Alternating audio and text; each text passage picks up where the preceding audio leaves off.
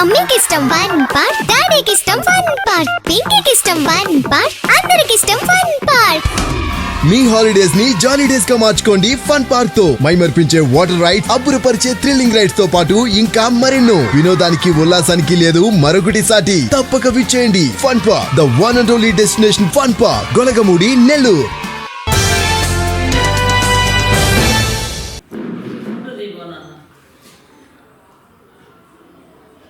దేశవ్యాపితంగా ఉన్నటువంటి అంగన్వాడీలకు 2022లో గ్రాడ్యుటీ అమలు చేయాలని చెప్పి సుప్రీంకోర్టు పెద్ద ఎత్తున తీర్పు ఇవ్వడం జరిగింది. దాన్ని ఇప్పటి వరకు ప్రభుత్వం అమలు చేయలేదు. అట్లాగే 2024 ఆగస్టు 2వ తేదీన అంగన్వాడీలను ప్రభుత్వ ఉద్యోగులుగా గుర్తించాలి అని చెప్పి గుజరాత్ హైకోర్టు తీర్పిచ్చింది. మేము అనేక పోరాటాలు 30 సంవత్సరాలుగా anganwadi workers and helpers union పెట్టుకొని పోరాడాం. ఇప్పటికీ వాటన్నిటిని అమలు చేయలేదు. కాబట్టి ఇప్పటికైనా దేశ రాష్ట్రపతి, భారత రాష్ట్రపతి అయినటువంటి ద్రౌపది ముర్ము గారికి మేమందరం కూడా లేఖలు పంపిస్తూ ఉన్నాం. మా రాష్ట్ర వ్యాప్తంగా 1,10,000 మంది ఆమెకు లేఖలు పంపిస్తూ ఉన్నాము.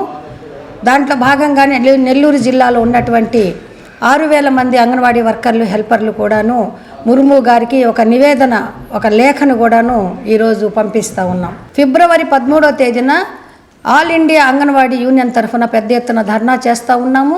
ఈ ధర్నా కంటే ముందుగానే ముర్ము గారికి మా యొక్క ఈ లేఖల్ని కూడా పంపించి ప్రభుత్వానికి, కేంద్ర ప్రభుత్వానికి మీరు ఒకసారి తెలియచేసి మా యొక్క డిమాండ్స్ని వెంటనే అమలు చేయాలని చెప్పి కోరుతా ఉన్నాము.